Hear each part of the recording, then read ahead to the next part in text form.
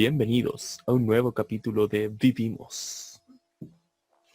Bienvenidos todos. Hoy qué rabia. Estábamos grabando ayer y lo terminamos y había quedado un muy buen capítulo. Y hubo un error en Zoom, no sé qué pasó, pero se grabó como solo la parte del final. De hecho era como el mejor capítulo que hemos hecho en la historia. Jamás en la humanidad había visto un capítulo tan bueno. Claro, pero ahora quedará Malo, igual que siempre. malo, sí. Así que bueno, vamos a hacer como repetir un poco el contenido, pero como ustedes no lo han visto, de todas maneras no es repetido para ustedes, pero solo para nosotros. Claro. Así Ahora que tengo una duda. ¿Tengo que preguntarte cómo estuvo tu semana o no? Porque ya sé. no, yo creo que para qué, o sea, en verdad yo creo que el saludo inicial es como una buena manera de introducir el tema, pero no sé hasta qué punto a nuestros espectadores les interesa saber cómo estamos. Así que Sí. bueno, quizás si les interesa saber, pregunten y lo vamos a considerar para futuras ediciones. Pero hoy día, antes de comenzar, les voy a hacer como un conteo de lo que vamos a hablar, como para que tengan una idea y que puedan decidir, no sé, quizás no les interesa un tema y se van al que sí les interesa. Así que vamos a hablar con nuestras típicas secciones, con primero Fake Hunter, sobre toda la problemática que ocurrió con el Hospital San José en Melipilla, a propósito de varias noticias que han salido, bueno, supongo que ya saben, en relación con una cita de un médico, una presunta cita que dice: yo no atiendo pacos. Y toda la y luego toda la conmoción que ha causado esto. Entonces lo vamos a analizar. Para nuestra sección principal tenemos algo que tiene que ver con nuestro querido ex ministro Mañalich. Gracias, Mañalich. Gracias, Mañalich, que bueno, ya saben que renunció y que una noticia que no ha pasado de moda, sí. De modo que vamos a hacer un análisis respecto y una opinión respecto de esta noticia. En nuestra otra sección, que tiene que ver con una reflexión quizá un poquito más abstracta o más seria, vamos a hacer una innovación y colocar un video de una entrevista, un extracto de una entrevista más bien, sobre el ex presidente Mujica. Y la pregunta, claro, de Uruguay. Y la pregunta que va a ser central ahí, va a ser una pregunta de la que ya hemos hablado en otras ocasiones, pero que siempre es bueno seguir profundizando. Me refiero sobre el papel de la oposición en estos tiempos especialmente. ¿Cómo debería ser el papel de una oposición? Y terminamos con nuestra sección favorita, que pocos escuchan al parecer, sobre noticias random, donde, bueno, colocamos noticias random y recogemos impresiones. Oye, lo que hay que decir es de que cada vez nos están escuchando más personas. Sí, Eso eso es es bueno. verdad. O sea, Ayer estuvimos viendo estadísticas tanto en YouTube como en Spotify. Ya no son 3 personas, son 5, así que estamos muy felices con esas 5 personas. Y bueno, si a ustedes les gusta, alguna parte les agrada, quieren agregarle alguna conversación cotidiana que tengan, les invito a que compartan este video y también, por supuesto, que nos den sugerencias. Por ejemplo, la noticia ahora del hospital de Melipilla, sí. 2 personas me lo recomendaron, así que por eso estamos hablando de ese tema. Sí, está bien buena. O sea, es más, como somos una comunidad pequeña, se da la oportunidad de tener muchas interacciones con la gente. En el fondo somos 2 personas cualquiera, igual que ustedes probablemente. Así que bueno, ahí no sé, está divertido. Sí. Comenzamos entonces con Comencemos. Fake Hunter. Fake Hunter. Ya, les voy a poner un video para la gente que lo está viendo. O sea, no un video, una imagen para quienes están viéndolo en YouTube, de la noticia de Bio Chile, que dice: Carabineros acusaron que médico se negó a revisarlos en hospital de Melipilla. 2 puntos y cita: yo no atiendo pacos. un titular, por supuesto, que genera mucha conmoción, porque parece sugerir que aquel médico estaría diciendo que por sus convicciones o por lo que fuese, él no está dispuesto a atender a carabineros, a nuestros honorables carabineros de Chile. Y bueno, eso obviamente causó mucha polémica, tanto por los dos sectores, o sea, gente aplaudiéndolo y diciendo qué bien que este médico se niegue a atender carabineros, tal como ellos se negaron a atender la salud de Abel, por ejemplo. Pero también hay otra gente diciendo, condenamos tajantemente esto, están haciendo una traición a la patria. De hecho, más abajo aquí ponen un tuit del diputado Coloma que dice: vergüenza que el doctor del hashtag Hospital de Melipilla, señor hashtag Rubén Ibarra, es hashtag venezolano y se haya negado a atender a 3 funcionarias por ser @carab de Chile. Yo no atiendo pacos, habría dicho este señor. Espero querellas, máximas sanciones y que no vuelva al sector público. Entonces vemos aquí que hay toda una polémica que ha suscitado todo este episodio. Y sin embargo vemos aquí otra portal de noticias en Nemol, donde Oye, tratan... antes ver, de diga. comentar esto, la noticia anterior, ¿qué te parece cuando uno lee ese titular? Porque, bueno, ya dijimos, generó sentimientos en extremos, algunos felicitando, porque, obvio, acá todos son bastardos, entonces no hay que atenderlo. Y otros, por otro lado, como este diputado, súper xenófobo, porque si leen la cita, Sí, como que ¿qué tiene que ver que sea venezolano? ¿qué importa? Es como, porque mira, baja y ve la estructura como está planteada la frase o la oración. Claro, aquí está. Dice, vergüenza, bla, bla, bla. ¿Y qué cosa da vergüenza? 2 cosas. Una, es venezolano y se negó a atender carabineros. O sea, esas 2 cosas juntas son las que le generan vergüenza, según la gramática que está utilizando. Pero de esa misma forma hay gente que ha dicho, oh, este tipo habría que expulsarlo del país por las cosas que hizo. Y ha generado bastante revuelo. Y claro, o sea, vemos un titular de noticia que parece que en verdad es un doctor que está haciendo una propaganda prácticamente ideológica, política de sus ideas. Por tanto, quizás para algunos podría tener mucho sentido condenar tajantemente. Sí, claro, o sea, precisamente por eso es que estamos tratando esta noticia en esta sección, porque este titular da a entender de que es una discusión muy política. Pero aquí en este otro titular de MOL, como decíamos, trata la cuestión de un modo bien distinto. Dice, Fiscalía tilda de preocupante denuncia por médico que se habría negado a atender a carabineros e inicia indagatoria. Esto a raíz de que Carabineros hizo una demanda ante Fiscalía respecto de este caso. Pero más tarde, o sea, en el cuerpo de la noticia dicen, en la sala de urgencia habrían escuchado a un personal indicando, hay muchos pacos, no atenderemos pacos. Que es ligeramente distinto de la frase anterior, pero en este contexto es muy importante. Porque esa cita indica que no es tanto que el médico tenga una convicción de no atender pacos, sino que hace referencia a otra cosa, que no es tanto política. A un contexto, aparentemente. Claro. Y más abajo dice que se le había solicitado que tomara contacto con el hospital, con la clínica Los Maitenes, para que se trasladaran allá, porque allá les correspondía atenderse y no en el hospital público. Quizás tú nos puedes hablar más de eso, Rodrigo. Claro, sucede que nosotros tenemos una previsión de salud que puede ser o FONASA o ISAPRE, ¿ya? Pero los carabineros tienen una previsión que es DIPRECA, ¿ya? Y DIPRECA, igual que FONASA y ISAPRE, tienen convenios con ciertos recintos.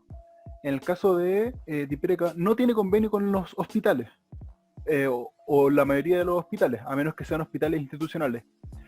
Pero sí Melipilla tiene convenio con la clínica Los Maitenes, que son los que somos de Melipilla la conocemos. Entonces lo que corresponde a un carabinero es que su atención sea ahí. Evidentemente, si es una urgencia, lo van a atender en cualquier lado.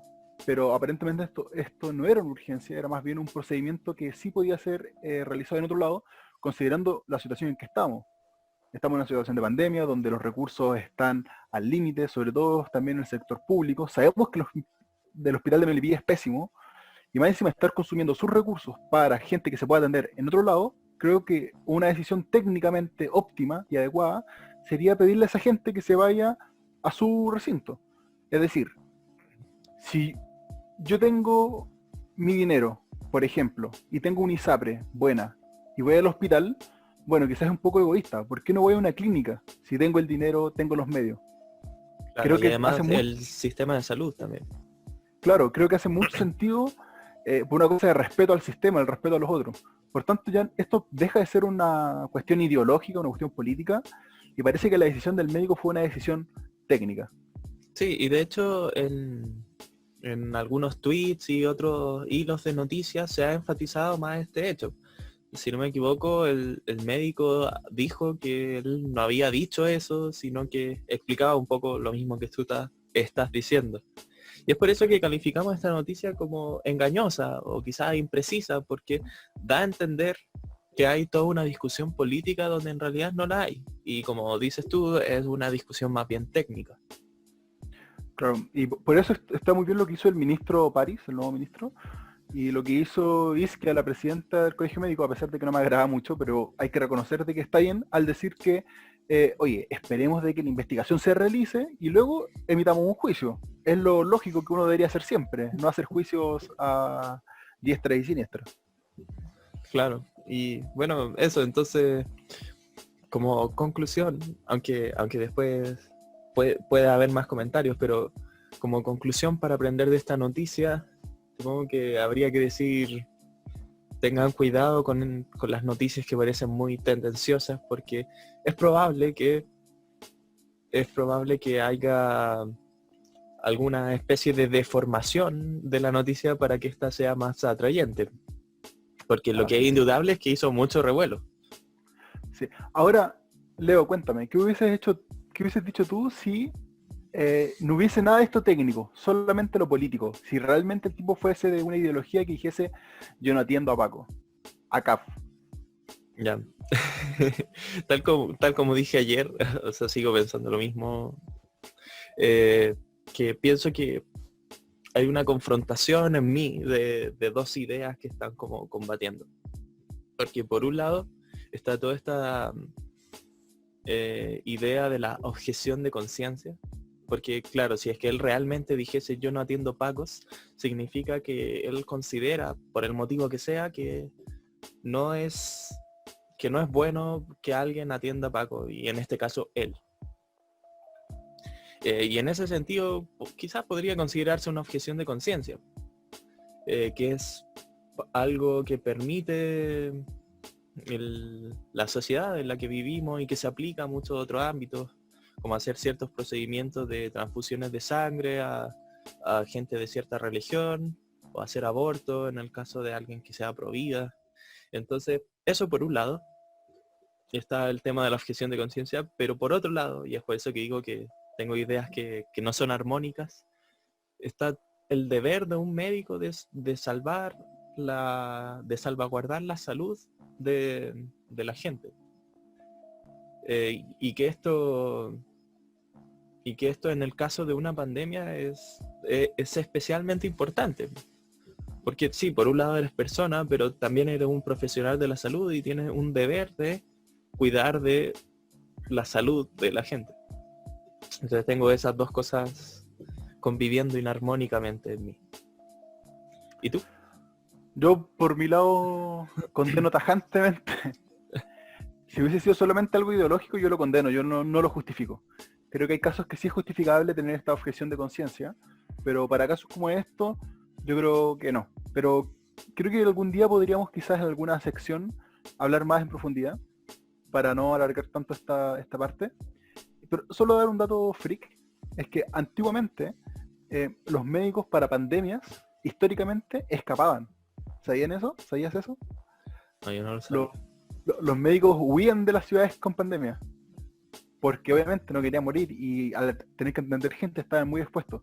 Y fue recién a finales del 1800 y durante el 1900 en que se empezaron a crear códigos de éticas en que se exigía éticamente a los profesionales de la salud a que se quedaran en tiempos de pandemia. Así que esto de quedarse y dar la vida por cumplir ese deber de salvaguardar la salud es algo relativamente nuevo en la historia de la humanidad. Fuerte. Ya bueno, entonces quizá en otro momento podemos continuar la discusión sobre la objeción de conciencia. No sé, algo bien interesante y también bien polémico a raíz del caso del aborto, sobre todo. Sí, sí. Pero ¿sabes qué más ha sido polémico? A ver, cuéntame. La salida de nuestro gran, querido ministro Jaime Mañalich. Gracias, Así que, ministro. gracias, ministro. Así que hoy tenemos acá un titular que dice: coronavirus en Chile. ¿Qué hay detrás de la renuncia del ministro de Salud, Jaime Mañalich? Y vean de que esta noticia es de la BBC News, es decir, estamos internacionales. ¿Ya? Y una lectura rápida al cuerpo de esta noticia nos muestra que dos razones principales de la salida. Una de ellas es cifras distintas del el informe de CIPER, que muestra que el ministerio está informando unas cifras a la OMS, pero a la ciudadanía le informa otras cifras. Y otro de los cuestionamientos por los cuales justifican la salida del ministro es precisamente el manejo de las medidas para prevenir contagio. Y luego está otro titular de CNN Chile que dice: los cuestionamientos que marcaron la renuncia del ahora ex ministro Mañalich.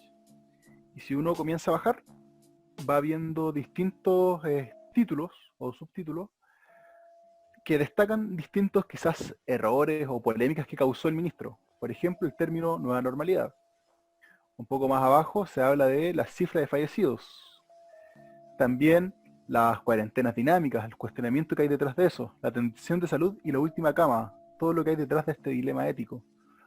Esta expresión del castillo de naipes que utilizó, y más abajo también, por ejemplo, se habla del nivel de hacinamiento, que él decía que no sabía que había tanto hacinamiento. Y en fin, hay varios hechos, varios acontecimientos que fueron la antesala de la renuncia de Mañalich. Y de eso vamos a hablar un poco hoy día. Pero también hay que entender de que la historia de Mañalich todavía no termina, porque aún aparentemente hay más noticias, a pesar de que ya no es ministro. ¿Qué nos puedes contar? Claro, ahora mismo algunos grupos políticos y por ejemplo el alcalde de Recoleta le han dicho que quieren hacerle una acusación constitucional por las negligencias de su cargo y enjuiciarlo por una mala administración o algo así. Claro. Entonces sí, lo mismo, sigue viva la polémica en torno a Mañalich. No es como que se fue y ya terminó toda la historia. Bueno, un poco lo que pasó con Chadwick, ¿no? Sí. Oye, y bueno, para entender un poco esto de la renuncia, la semana pasada tú dijiste que considerabas de que era una cacería de brujas necesaria, y yo por mi lado dije que lo consideraba algo innecesario. Por favor, explica al público indignado por qué consideras una cacería de brujas necesaria. Una cacería. Utilicé esa expresión, pero intentando dotarla de un sentido muy específico.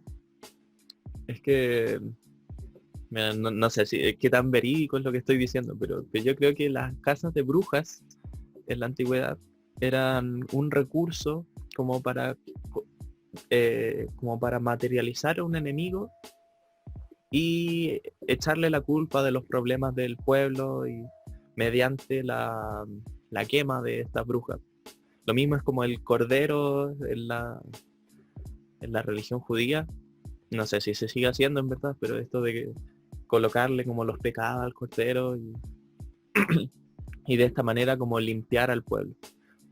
O sea, esto me refiero con que una casa de brujas, como culpar a Mañalich para limpiar de cierto modo la imagen del gobierno y del sector político. Pero creo que, o sea, para explicarme mejor, es conveniente hacer una separación entre, por un lado, su gestión de la pandemia y por otro lado, la percepción de su gestión en la pandemia. Parecen, o sea, son cosas similares, pero no son lo mismo. Porque una es objetiva y la otra es subjetiva o intersubjetiva. Por ejemplo, con lo que pasa con la delincuencia. Sí, claro, no es lo mismo un índice de delincuencia que es como datos numéricos en las que hay un registro de cada robo, por ejemplo, versus la percepción de seguridad, que son cosas que obviamente están relacionadas, pero que no son lo mismo. Y yo creo que esta distinción es súper importante porque al menos yo no soy capaz de saber si Mañalich hizo una buena gestión o hizo una mala gestión. Y esto por varias razones, que supongo que después podremos profundizar más. Una duda, ¿te refieres a una gestión técnica? Sí. O sea, desde el punto de vista experto, yo no sé si fue una buena gestión o una mala gestión. Pero desde el punto de vista de la percepción, sí creo que es bastante evidente que había una percepción generalizada de que lo estaba haciendo mal. Y esto a raíz de varias polémicas que pueden ser ciertas o pueden no ser ciertas. Da lo mismo, porque aquí lo que importa es la percepción.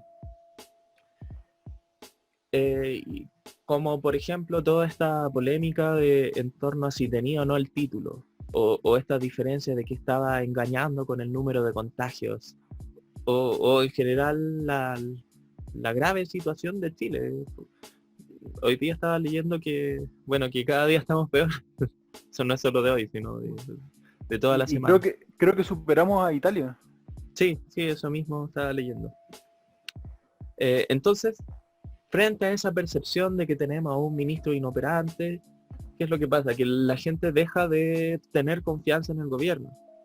La gente deja de tener confianza en que cooperando podemos llegar a una solución. Y es por eso que desde el punto de vista político es racional, es necesario cambiar al ministro, cambiar el rostro visible para recuperar la confianza, para poder volver a tener un plan de acción cooperativo.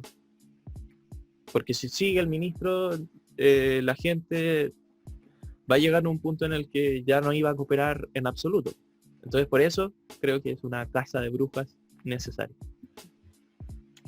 Entiendo. Bueno, y planteado de esa forma creo que concuerdo. Se me hace de bastante sentido. Ahora, que tenga sentido no quiere decir que sea algo deseable. O sea, creo que llegar a este punto es lamentable. Creo sí, que de todas maneras. Hubieron muchas instancias en las que se pudo haber evitado llegar a este punto, que hubiese sido lo ideal. Entonces, sí, bueno, a mí me parece también lamentable porque, bueno, esta percepción pública de lo político, de la gestión que implica esto,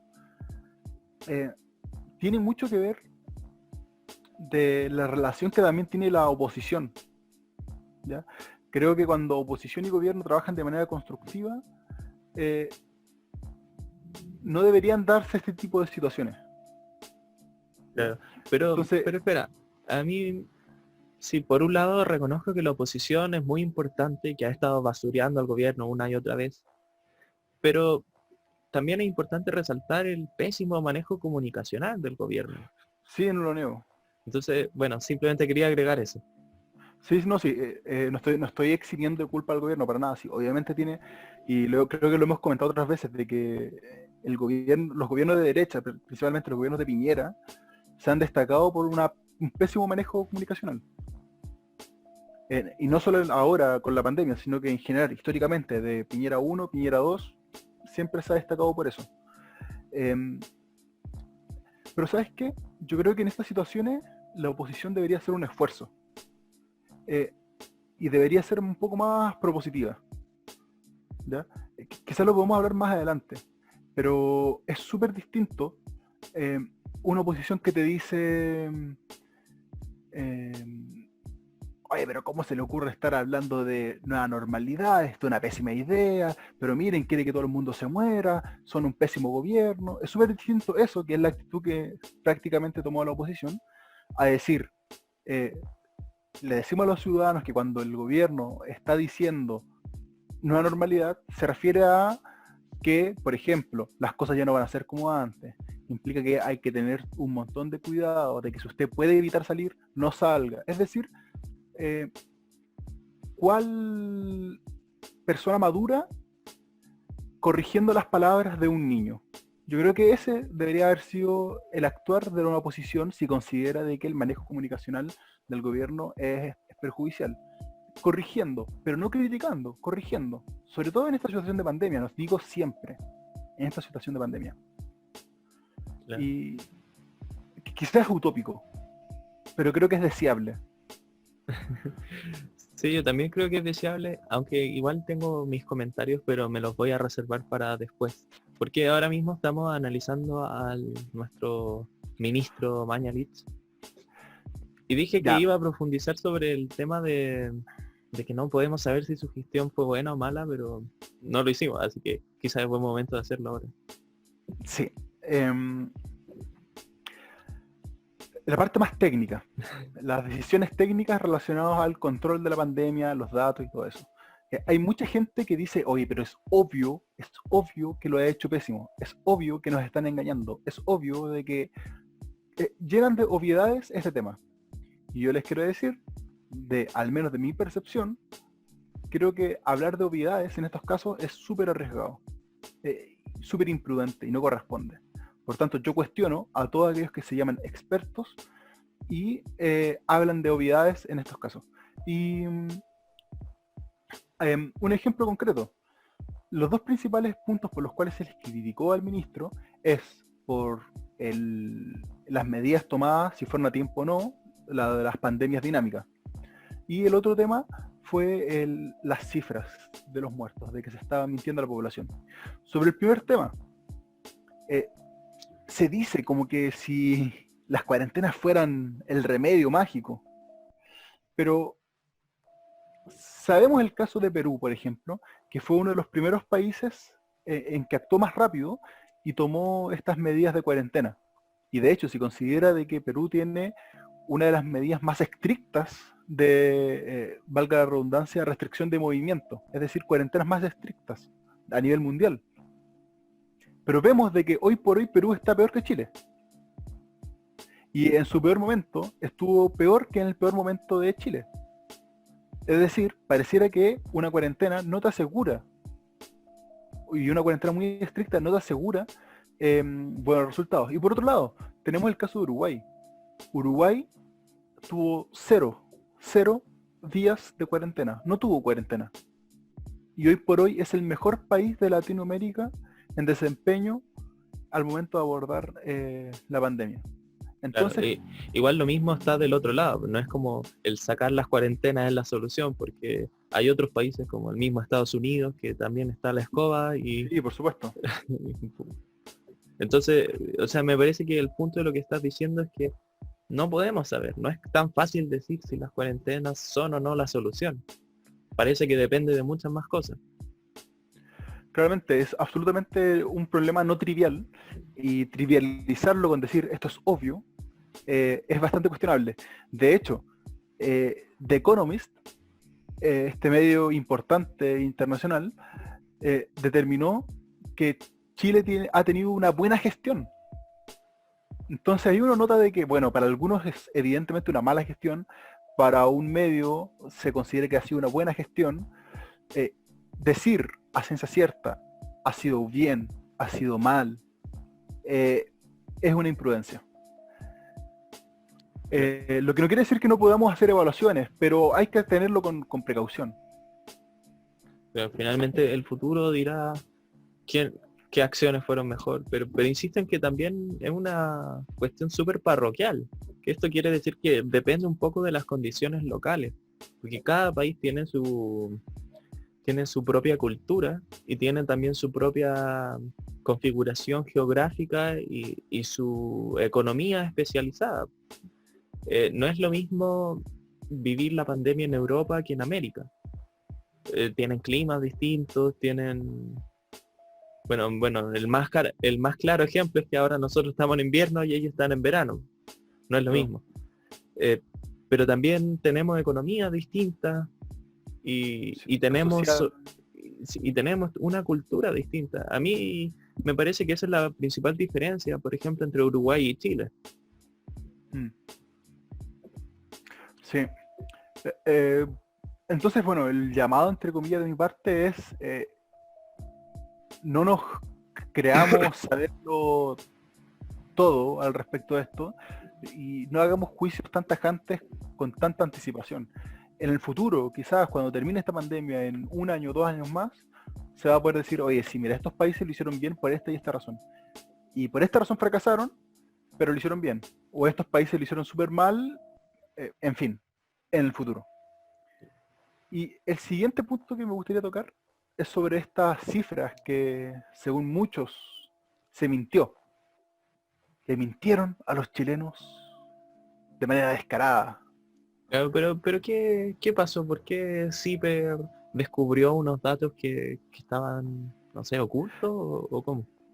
Sí, mira, hasta según yo entiendo, eh, el día a día, cuando se hace estos puntos de prensa, se anuncia una cifra. Pero a la OMS, el Ministerio de Salud, le informa otra cifra, que es superior, al momento de hablar de fallecidos. ¿Ya? La explicación que hay en eso es que la OMS tiene otra metodología para solicitar la cantidad de fallecidos, porque considera fallecidos con PCR, pero también aquellos que no tienen PCR y son sospechosos, o aquellos que están con PCR pendientes y otros casos más. En cambio, lo que se nos anuncia día a día en la prensa son solamente los fallecidos con PCR confirmadas, es decir, los que se sabía que sí o sí murieron teniendo coronavirus confirmado. ¿Ya? Entonces, son dos estrategias distintas, una que se le comunica al público y otra que se comunica a la OMS porque la OMS pide esa medición. Claro, la diferencia entonces, si entiendo bien, sería que la metodología que se aplica acá en el día a día vendría a ser esta es nuestra mínima cantidad de casos muertos, o sea, de aquí para arriba, versus que la que se entrega a la OMS vendría a ser, esta es la máxima cantidad de infectados muertos, de aquí para abajo, algo así. Claro. Sí, efectivamente, eso es.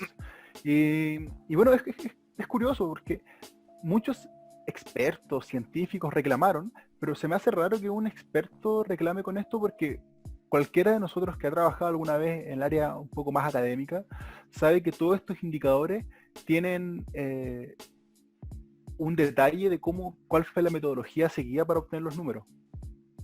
Entonces, en verdad, no hay un engaño como tal, porque yo siempre pensé cuando el ministro salía al frente y decía tenemos, no sé, 10 fallecidos o 50 fallecidos, yo entendía de que eran fallecidos confirmados con una PCR realizada. Yo jamás esperé que me dijeran, hoy no, creemos que este puede quizás tal vez haber tenido coronavirus y por eso está considerado un fallecido. Y yo creo que aquellos científicos que han querido trabajar con estos datos sabían esa diferencia. Entonces hablar de engaño, en verdad, me parece un intento político de utilizar esta noticia. Claro, oye, pero tengo una pregunta para ti. Es que igual recientemente, en el último año, por ejemplo, se han visto muchos casos que son bastante desfachatados por parte de la prensa o si no me equivoco también Piñera en una ocasión mostró un gráfico, pero que son como gráficos súper distorsionados que intentan que intentan, a pesar de que los números son de una forma, como que la forma del gráfico te parece sugerir otra. Entonces, ¿tú crees que la elección de esta metodología más conservadora tenía el intento de decir Chile lo está haciendo mejor de lo que realmente lo está haciendo, o qué te parece? Mira, es difícil, puede ser esa es la intención, puede que no también, eh, pero a mí me parece mucho más sensato eso, de dar esta cuota mínima del sabemos de que este murió sí o sí por coronavirus, eh, porque bueno, esto es una discusión, también entendamos esto es algo que se ha dado en todo el mundo, no solo en Chile ha estado esta problemática de cómo se mide la cantidad de fallecidos. Si ustedes leen un poco la prensa internacional buscando esta información en específico, van a ver de que hay mucha discusión al respecto, de se miden los que se le hizo la PCR solamente, incluso hay algunos países que no consideran, por ejemplo, los fallecidos que no fallecieron dentro de un hospital. Y por tanto todos los ancianos que murieron en un hogar de ancianos no fueron considerados hasta mucho después. Y se dan fenómenos muy raros al considerar los PCR pendientes, por ejemplo. Pero aquí está hablando de la metodología de la OMS. Sí. Ok. Se dan casos muy raros porque, por ejemplo, se ha dicho que en un día en un país hubo menos un fallecido. Es como que alguien resucitó. El mejor sistema de salud, ¿no? Claro, pero finalmente no es eso, sino que es que a alguien se le consideró fallecido por coronavirus, la PCR salió y se dio cuenta que no tenía coronavirus, por tanto, ese fallecido hay que restarlo de las cifras oficiales. Pero ¿qué hubiese pasado si eso pasa en Chile? Claro, Imagínate que súper raro. Hoy tuvimos menos 10 fallecidos. Estamos agradecidos de tener el mejor sistema de salud del mundo. Hemos resucitado personas exitosamente. Nos han felicitado hasta el cansancio por resucitar personas. ¿Te das cuenta? Se quedaba la embarrada con la gente. Nadie, todos hubiesen estado indignadísimos. Hubiésemos todos estado indignadísimos con eso. Entonces creo que es súper juicioso, creo yo, precavido esto. Cierto, además más encima les ayuda porque se muestra un número más favorable para ellos, pero también favorece la credibilidad a futuro. Y entendamos de que esto de los fallecidos es súper difícil. Por ejemplo, el otro día leíamos la noticia de en España, el ministro decía, y creemos que pueden haber 13.000 muertos más. Creemos, o sea, quizás, ni siquiera tenemos certeza de cuántos fallecidos más hay. A pesar de que se le han hecho una serie de cambios a la metodología de conteo de fallecidos. Claro. Entonces es un tema incierto.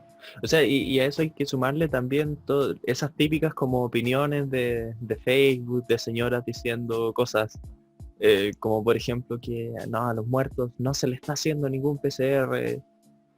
Y en fin, todas como estas opiniones conspiranoicas a veces, y a veces no conspiranoicas, pero que de todos modos como que meten ruido a la discusión y hacen más difícil saber con certeza qué está pasando, porque si ya hay un problema con la metodología, luego que hagan como diferencia de que no, que a este médico le están pagando para que diga que sus muertos murieron por coronavirus.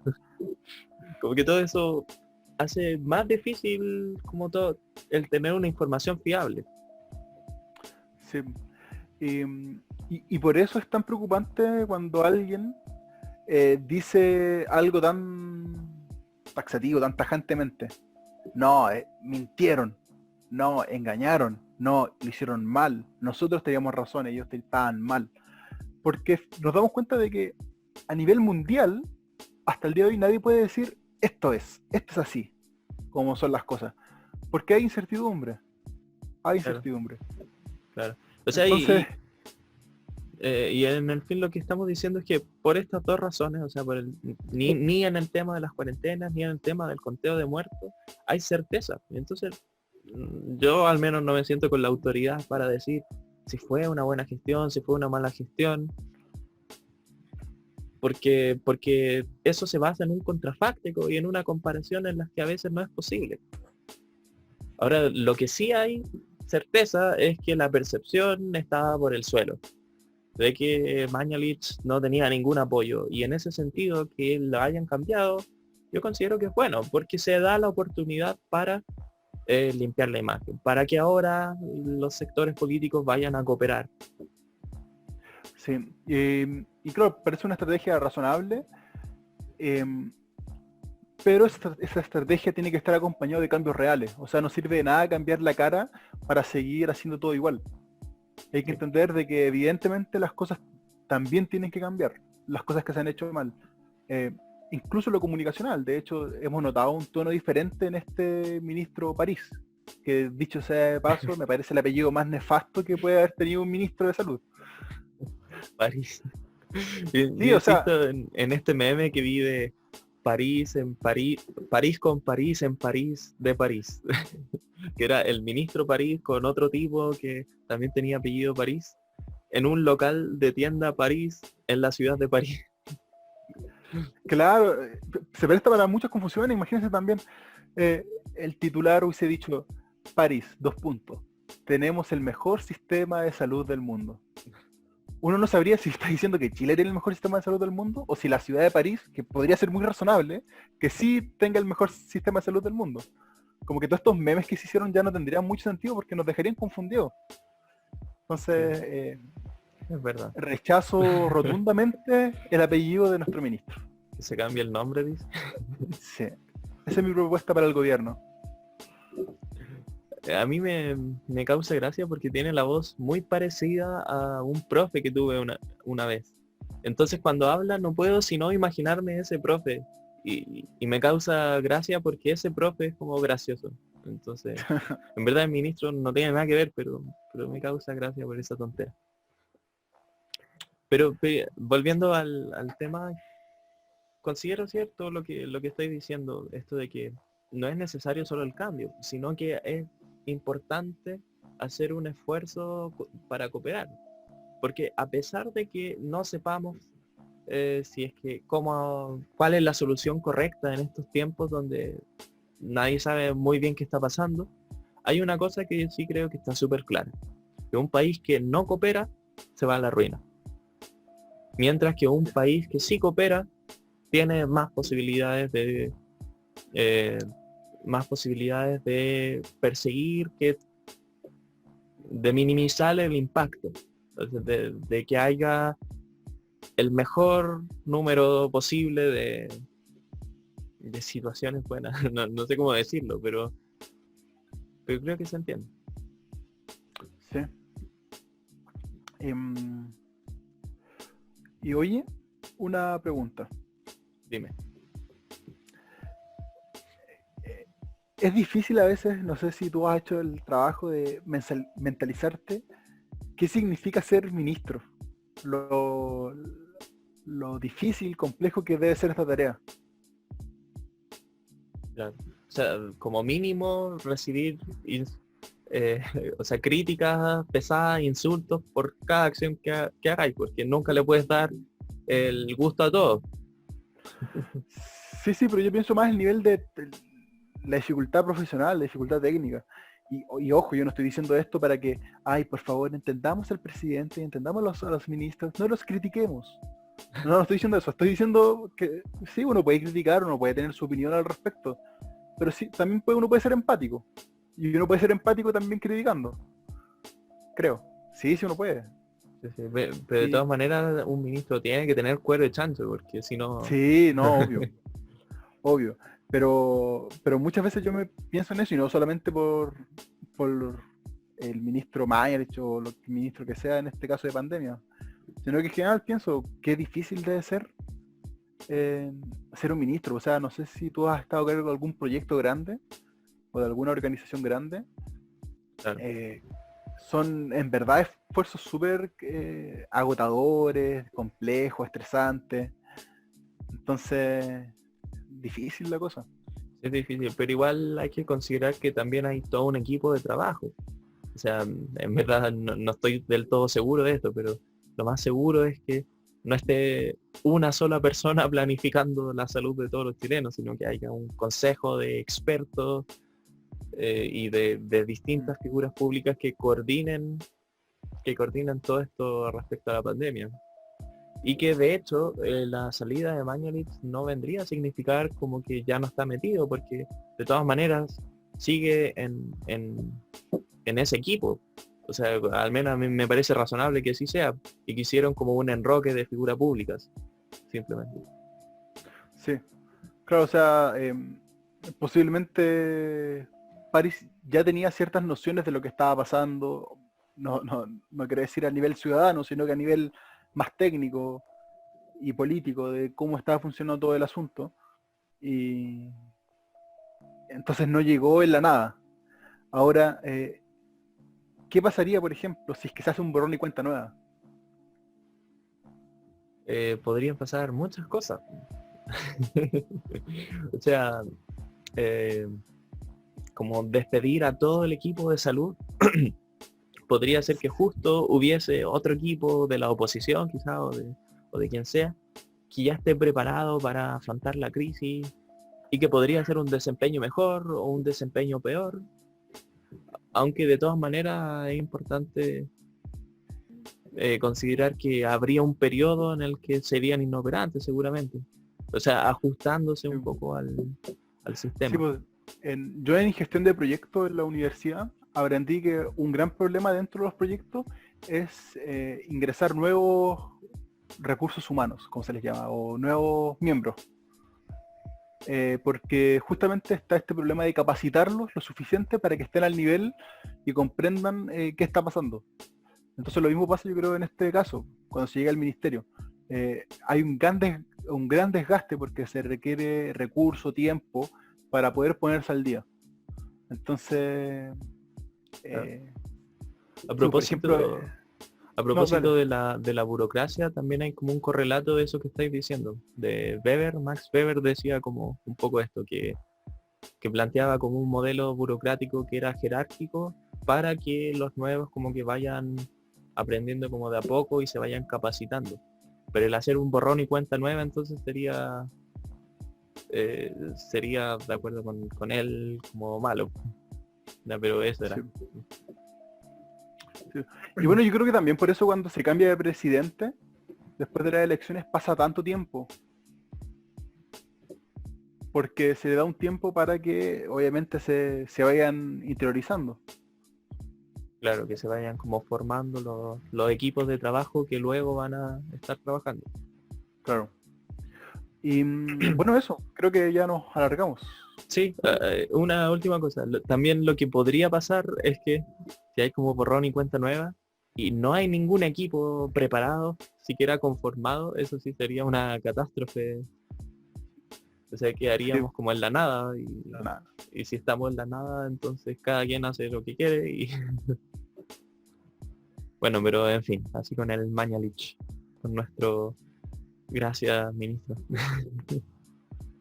Ya, demos entonces ahora a la otra sección, la sección de la discusión abstracta, que de hecho ya hemos tocado un poco el tema en esta conversación, a propósito de Sí, qué debería ser una oposición. Pero como les dijimos, tenemos un video que vamos a escuchar. Esta es la primera vez que lo estamos. hacemos. ¿Cuál profesor de colegio? Niños, hoy día vamos a ver una película. Exacto. Para la gente que nos está escuchando en Spotify, vamos a poner una entrevista del expresidente Mujica que está en YouTube, publicado De por 24horas.cl, 24 horas. que dice, expresidente Mujica, dos puntos, comillas, se tomaron medidas muy a tiempo, muy rápido. Esto refiriéndose a la situación de Uruguay. Pero en el extracto que les vamos a mostrar, habla sobre la situación la situación Política. como de Latinoamérica, política a nivel general. Entonces, démosle play. Y se necesita en nuestra sociedad cierto margen de tolerancia y de acuerdo frente a cosas importantes, si no, la sociedad se vuelve un conjunto de engranajes que no funcionan. Y esto es algo que incluso los medios de prensa deben de comprenderlo. Ahondar la grieta permanentemente porque es un suceso coyuntural, periodístico, a la larga nos hace más mal que bien. Yo creo que se pueden tener muchas diferencias y se puede discutir mucho y se puede luchar por lo que uno piensa, pero globalmente existe un nosotros que es la existencia de la propia nación, que no podemos estar de espalda, asumir actitudes que en el largo plazo le convengan. Y esto es una parte de madurez, incluso de los propios actores políticos, del movimiento intelectual y todo lo demás. ¿Y usted percibe eso en la Argentina, en Brasil, en Perú, en Chile? ¿Percibe que hay madurez cívica? No, desgraciadamente. El panorama es como una lucha de crucera y de venado. Es como si fuera una barrera insuperable. Y esto nos multiplica enormemente las dificultades. Nos multiplica los obstáculos y además existen presiones del exterior que contribuyen. Ya bueno, hasta ahí lo voy a dejar. Qué fuerte, ¿eh? Farta. Es una entrevista más larga, dura como 15 minutos, así que si quieren verla, está piola. Sí, está buena. Muy recomendado. Pero oye, ahí dice dos cosas, o sea, bueno, dice varias cosas, pero en el fragmento que les mostramos se refiere a los medios de prensa y también se refiere a esto de madurez política. ¿Qué te parece? Que tiene razón, obvio. Claro. Es lo que Tiene solo- razón porque lo dijimos Sí. nosotros. Sí, exacto. O sea, si hubiese dicho algo que no creemos que nosotros es verdadero, entonces ahí no, Está pésimo. totalmente, No, totalmente equivocado. ni Nefasto. siquiera lo mostramos, así. ¿Para qué? Exacto. Oye, pero brígido, esto de, bueno, primero el reto a los medios de prensa, creo que se puede entender por varias cosas, como partiendo con lo mismo que estábamos hablando al principio, a propósito de este episodio en el hospital Sí. de Melipilla, donde los medios de prensa colocan titulares tendenciosos sobre que crean como este revuelo político donde en algo donde no lo había y que de hecho tensiona más a la sociedad y todo ¿por qué? Por el dinero, por las visitas. Claro. Y no solo eso, o sea, veamos lo que hizo CNN en ese artículo donde enumeró todas las citas problemáticas y las cosas que llevaron supuestamente a la renuncia de Mañalich.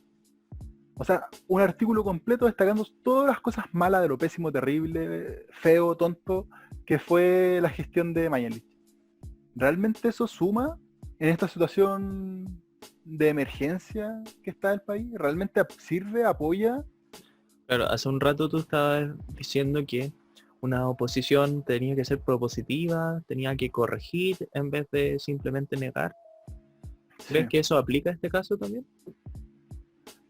Por supuesto, o sea, yo creo que las palabras que dice Pepe Mujica están muy, muy acertadas. Dice, no hay madurez cívica. Y dice que desgraciadamente el panorama es como una lucha entre cruceras y venados y que pareciera que hay una barrera insuperable. Y bueno, finalmente eso se va generando, esta diferencia, esta barrera insuperable que hay entre la izquierda y la derecha en Chile, que de un lado se ataca hacia el otro y no lleva a nada productivo. Finalmente él dice, se tiene que luchar por un nosotros, y ese nosotros sería la nación. Claro, eso me parece como lo más rescatable de lo que dice Mujica, el apelar a un Sí. nosotros. Porque uno podría pensar genuinamente que la izquierda está pensando en un nosotros, que la derecha está pensando en un nosotros, en la medida en que creen que, por ejemplo, una socialdemocracia es lo mejor, pero no para ellos solamente, sino para todos. Pero ¿qué es lo que pasa? Que en esta situación de epidemia, cuando se están basureando los unos a los otros, cuándo piensan más en su futuro político y en seguir lo que es popular que intentar proponer, como dices tú, se deja de lado ese nosotros, porque ¿quiénes son los que, cuando no hay cooperación, quiénes son los más afectados?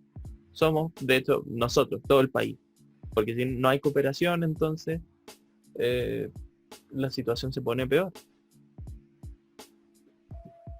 Y en ese sentido sí me parece que, o sea, yo estoy con Mujica al decir que Chile tiene una inmadurez política tremenda. O se hace todas las cosas como yo quiero, o no coopero en nada. No, claro.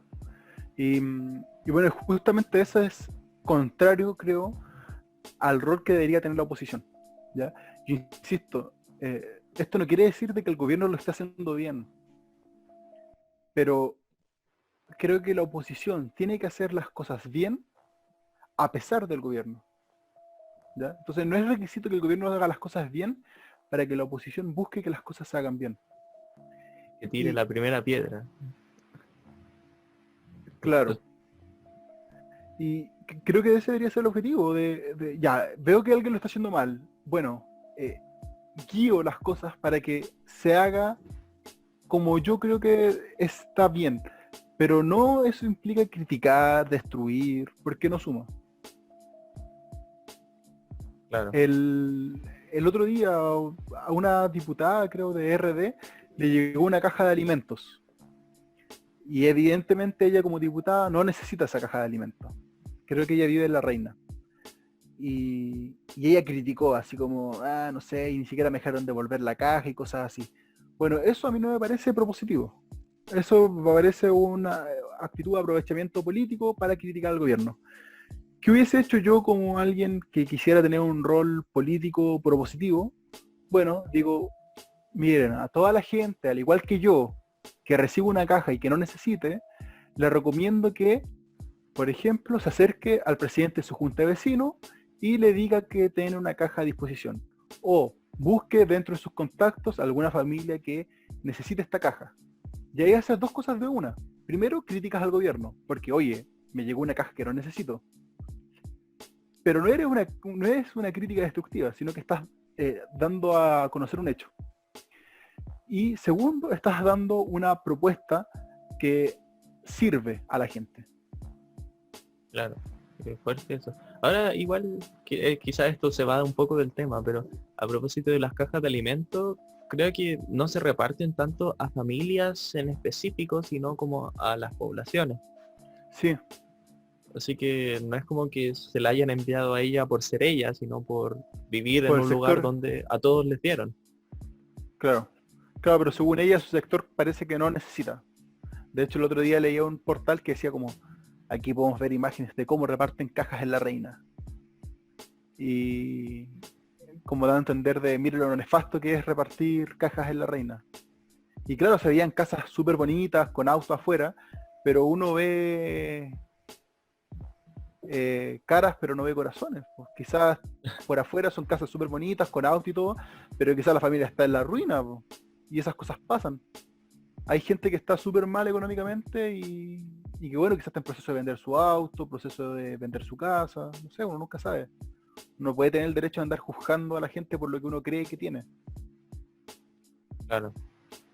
Bueno, además que también no es solo el Estado el que reparte las cajas, sino las municipalidades. Yo no sé si es que la municipalidad de La Reina está entregando esas cajas o el Estado. Ya bueno, pero da lo mismo. Sí. En cualquier caso, sí, estoy de acuerdo contigo que haber hecho eso era mucho más propositivo. Eso de que usaste como sugerencia. Así que nos contratan como asesores. Sí, ya saben, estoy buscando trabajo, así que Ya, pero me parece una buena discusión. ¿Qué piensan ustedes? Quizás si están escuchando esto en YouTube o si nos ven en Instagram por ahí compartiendo, díganos su opinión. No sé, de repente hacemos como un collage de opiniones y las discutimos después en el siguiente capítulo. O no sé, depende de cuánto sea la participación, supongo. Oye, pero ¿algo más que agregar? no, vamos a las fake news. O sea, perdón, a las noticias rápidas. Sí, vamos a las noticias rápidas y random. ¿Tienes Ya. alguna? Sí. Oxford apoya eliminar estatua de Cecil Rhodes en la mira de antirracistas. Ya. Esto en verdad es la misma noticia que ayer. Entonces Sí, como que no es tan natural mi reacción, pero sigo pensando lo mismo, que tengo dos comentarios como siempre que no armonizan muy bien. Porque por un lado una estatua creo que sirve eh, para dar a conocer el pasado. Por ejemplo, cuando tenemos una momia de Egipto, nos indica un poco de cómo era el pasado allá y lo juzgamos en términos históricos. Pero también una estatua nos habla del presente en la medida en que nosotros veneramos o valoramos cierto tipo de ideal. Entonces creo que esa diferencia es importante porque la destrucción de esta estatua, que yo no sé quién es esa persona, pero me imagino que debe ser alguien que entre otras cosas fue racista. Y es por eso que intentan, o sea, que querían quitar esa estatua. Entonces, del punto de vista de lo primero que dije, del valor histórico, me parece que igual es lamentable porque, querámoslo o no, el racismo es un pasado que está ahí. Y intentar eliminar esas estatuas, intentar como eliminar los registros, hacer como que nunca pasó, no sé, como que renegar del pasado me parece que no me gusta. Pero por otro lado, en la medida en que las estatuas reflejan también hasta cierto punto qué cosas valoramos hoy, y me parece igual bien que se quiten estos para mostrar que, bueno, ya no nos interesa este tipo de actitudes y ya no las valoramos. Quizás antes sí, pero ahora no. Entonces tengo esos dos pensamientos confrontados. ¿Y tú? Bueno, yo no estoy de acuerdo contigo. Creo que la importancia de las estatuas radica solamente en la importancia histórica de recordar hechos históricos, no así como una veneración, por ejemplo, de la persona que esté en esa estatua o de la estatua. Pero, Y de- pero en todo caso no estaba diciendo así como, este es nuestro Dios. O sea, hay no, muchas no, estatuas. pero a ver, veneración no es lo mismo que adoración. Ya, bueno. Veneración es una forma de mostrar el respeto. Y no es necesariamente una forma de veneración. Pero sí es una muestra histórica, como dijimos, las pirámides, por ejemplo. Las pirámides son el vivo ejemplo de la esclavitud. Vamos a destruir las pirámides. Si Loco, fueron alienígenas. sí, son un vivo ejemplo de la colonización extraterrestre. Destruyámoslas porque... No, para mí no tiene sentido, porque tiene un valor histórico. Y que te recuerda cosas que, no sé, un sujeto, a pesar de que en esa época está normalizado ser racista, el tipo hizo estas otras cosas que sí son importantes. Y que sea en el futuro. Vean, por ejemplo, el utilizar creo que, ¿cómo se llama? El fast fashion, creo que se le llama. O usar esta ropa que se compra en, no sé, en Falabella y cuestiones así. ¿Ya? Que te compra y a la temporada siguiente la cambia y todo eso. Ok. Eso hay mucha gente que lo critica hoy por hoy y quizás en un futuro sea súper mal visto y por tanto todos nosotros que utilizamos esta ropa seríamos mal vistos y por tanto perdería la importancia de todos nuestros otros logros. No sé, Ya, creo que no me siento muy identificado con eso porque yo como hace muchos años que no me compro ropa. no, Pero, yo tampoco, pero hay gente que sí, pues, ¿cachai? Y que pero significa pueden haber varios otros ejemplos más, como comer sí, carne, o comer carne. como haber utilizado maquillaje que tenía testeo en animales. O sea, como deberíamos criticar a Marilyn Monroe, por ejemplo, por eso. Claro, entonces, no sé, me parece reprochable. En fin, hablamos como 2 horas de este tema, parece tema principal. Sí, sí, es verdad. ¿Alguna otra noticia? Te quería comentar, aunque ya como que lo tocamos un poco, esto de que Chile pasó a Italia en la cantidad de contagios. Sí, sí, pero ¿sabéis qué? Yo me estoy metiendo recién a la página oficial, donde, bueno, no sé si es oficial, pero una página donde van actualizando constantemente los datos. Y cuando entré, aparecía Chile y abajo Italia. Y después pasó Italia y abajo Chile. Y ahora de nuevo aparece Chile arriba y abajo Italia. No O sé, sea que se están peleando el puesto. sí, estamos en una carrera. Ojalá que ganemos la carrera. Ay, qué terrible. Ya, Sí. pero no sé, que pase lo que tenga que pasar, ojalá que haya el menor sufrimiento posible. Y una cosa que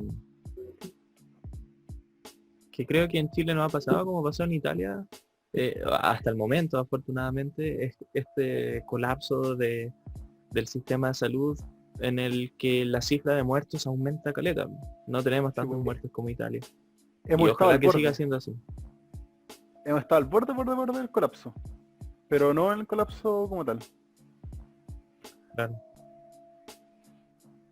¿Tiene alguna Y otra bueno, noticia? O- no, nada. Cerremos. Nos alargamos mucho. Ya, entonces ojalá que le haya gustado este capítulo de Vivimos, porque vivimos la ida de Mañalich. Así que El adiós. nos vemos. Adiós.